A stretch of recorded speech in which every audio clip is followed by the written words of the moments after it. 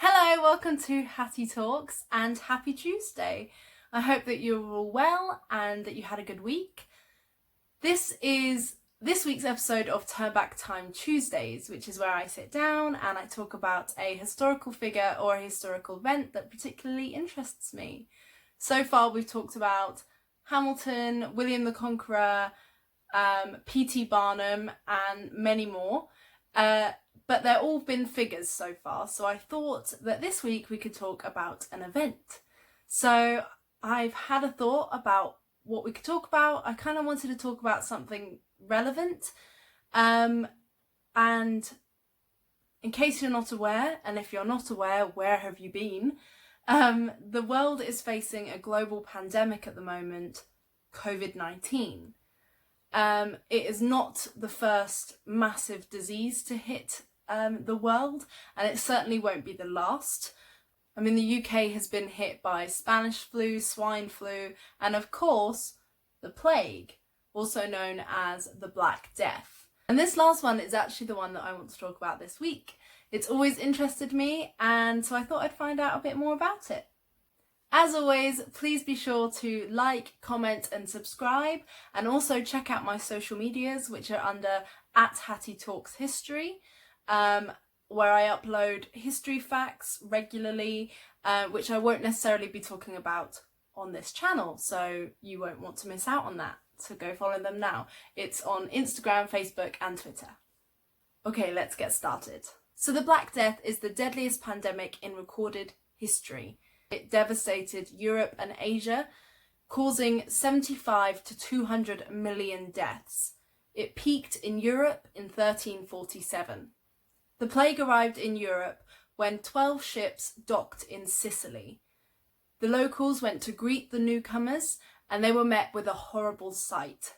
Most of those on board, the sailors, were either dead, and those that were still alive were covered in black pussy spots. The ships were pretty much immediately sent off back into the ocean, but it was kind of like shutting the stable door after the horse had already bolted. The plague had hit Europe. The disease spread rapidly around the island, and due to ships going in and out, it also spread to mainland Italy. In 1348, there was a massive outbreak in Pisa, and from there it spread to Spain, France, Italy, Germany, and of course England. The Mediterranean heat of some of these countries made the plague worse than ever. Note how it was due to the ships going in and out of these places that helped spread the disease. So what were the symptoms? There were 3 forms of the plague. The bubonic plague symptoms included high fever, headaches, vomiting, and aching joints. If it is not treated, then 80% of those who contracted it died within 8 days. One of the main symptoms, and probably the most famous symptoms, would be large, pussy, bloody lumps that would gather in their armpit, groin, and neck. I'm really sorry, I'm most likely going to completely butcher this man's name, but Giovanni Boccaccio, an Italian writer, described the plague as the following. He said, "In men and women alike, it first betrayed itself by the emergence of certain tumours in the groin or armpits, some of which grew as large as a common apple, others as an egg." He described these as an infallible token of approaching death. After these infallible tokens arrived, the patient would start vomiting blood, and the victim would soon die. Next was the pneumonic plague. This infected the lungs, and the symptoms were a high fever and a cough, which is scarily familiar. But it also includes coughing up bright red blood, and the mortality rate for this was 90 to 95%. The last and the least common form of the plague was the septicemic plague. The mortality rate for this was nearly 100%. Again, the symptoms included a high fever and a purpley patch of skin. Note how those who died of the last 2 forms of the plague commonly didn't have the lumps, and this was mainly because they died so quickly after contracting it that the lumps literally didn't have time to form. So how many died? As I said before, the death toll was between 75 to 200 million, and I know what you're thinking, that is a massive difference, but unfortunately there just isn't reliable records. The rate of death obviously differed from place to place, but there seemed to be a common trend of the more people in the place, the longer the plague stayed in that area, and therefore the more people died. In 4 years, 45 to 50% of Europe's population died, and some reports say that it was as high as 60%. Paris's population halved. Hamburg had 60% of its population died, and in Florence, 80% of its population passed away in 4 months. Nuns, monks and priests were often really badly hit, and this was because they quite often helped and cared for the victims of the plague and therefore contracted it themselves.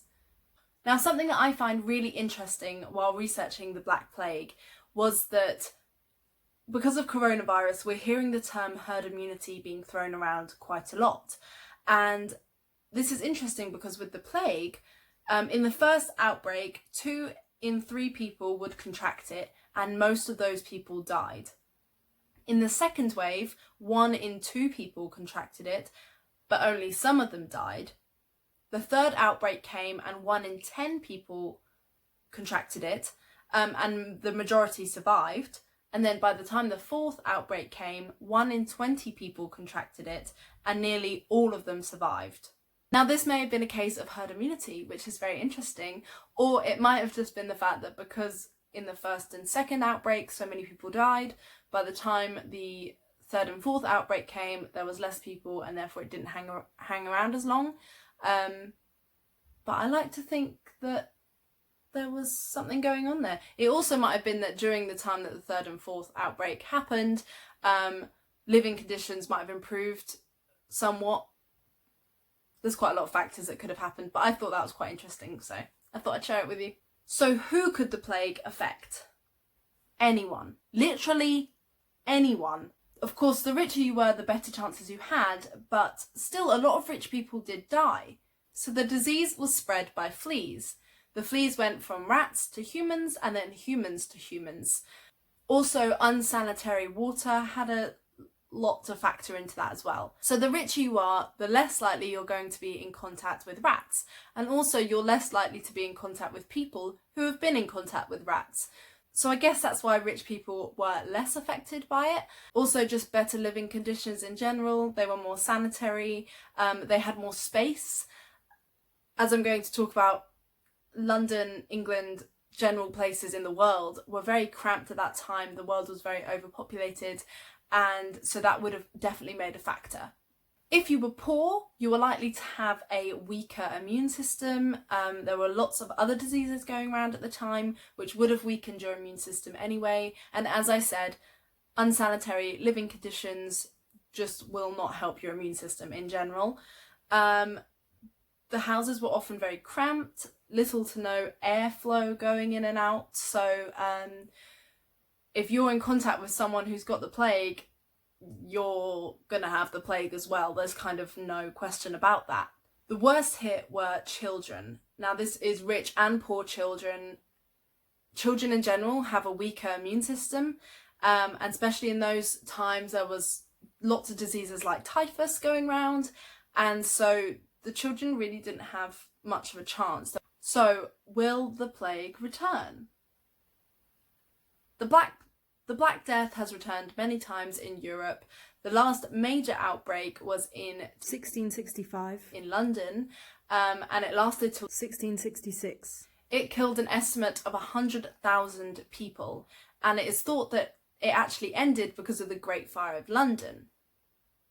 Kind of cured London somehow. I'm not actually sure how that works. There are some people who state that that isn't the case, that it's likely just fading out anyway, and that then the Great Fire of London happened, so people tied it to that, but that it might not actually be factually accurate. But if you know why it probably is factually accurate, then educate me in the comments, because I'm actually not sure about that. So, what effect did the plague have on our world? After a large decline in the population, wages in most places actually increased because there were lots of jobs that needed to be done and less people to do the jobs, so therefore their labour value increased. However, the value of other things like craft materials and food increased as well, so it was just a bit of an inflation in general. And lots of people struggled afterwards, and as it's just been announced in England, we are now in a massive recession. So it's interesting that after massive diseases often comes massive economic issues.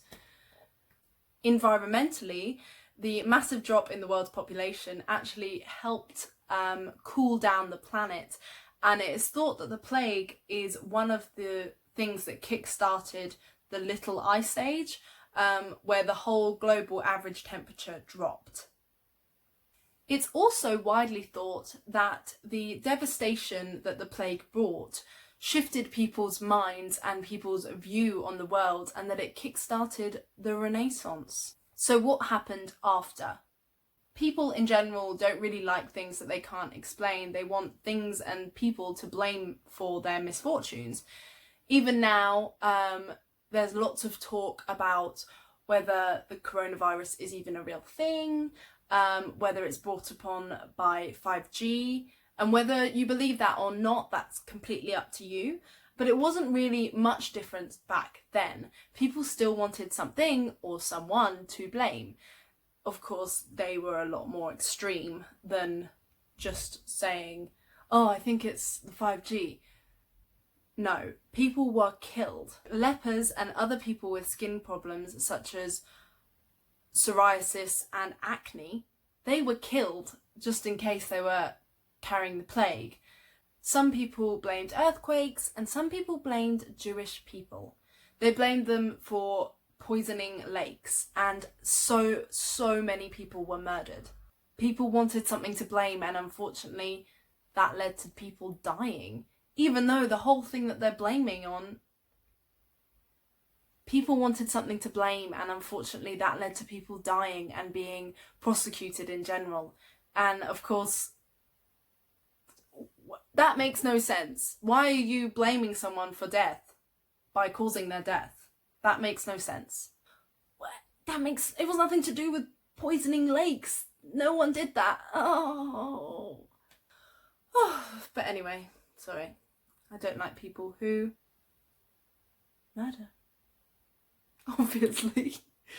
As I said, the plague was mainly spread through trading and the movement. So as I said, the plague was mainly passed through trading and the movement of people. So in 1377, a document stated that before entering a city that's now called Dubrovnik in Croatia, sorry if I said that wrong, people had to spend 30 days in a restricted area in case they showed signs of the plague, which makes sense. In 1448, Venice made the waiting period 40 days. Now, 40 days in the Venetian language is quarantina, i.e. quarantine. And what are we told now to do when we're travelling? Quarantine. I did not know that that's where that word came from. It blew my mind when I read that, so I hope it blew your mind as well. Coronavirus is scary, and I'm not saying it isn't. It is terrifying. But it's not the first disasters to strike, and I know that 2020 sucks right now, but I'm pretty sure that 1666 sucked as well. For the people of London especially, they had the plague, they had war, they had the Great Fire of London, but they kept going. And I think that if we keep following government guidelines, no matter where you are in the world, if you're following those guidelines, in England it's keeping a distance, wearing a mask, just being careful in general. If you are doing that, we're gonna be just fine. And it's so hard to say because there's so many people dying and it's so bad, and I'm not denying that, but we're gonna get through. It's gonna be okay. And I just thought, I don't know, I know it's not a cheery video, but to me, I found it quite comforting to know that we're not the first to go through this. Some other people in the past have gone through this and come out the other side, and we have such better chances than they did. We have better living conditions. I've said that about a million times. We have better medicines, better technology. We can do this. Just make sure that we're following guidelines. One of the big differences in the plague was people following that quarantine rule. So if you have travelled, please follow the guidelines. Please quarantine. You don't have to do it for 40 days like they did in those days. I mean, it changes from place to place, so just make sure you're aware of how long you have to quarantine for, depending on where you are. But just be safe, be sensible. I hope that it made me feel better learning about this, but I don't know whether it actually makes other people feel worse. So I hope it made you feel better. But anyway, like and subscribe and comment if you have a request for my next topic of conversation and next topic of learning. So yeah, and be sure to follow my social medias under @HattieTalksHistory. See you next week.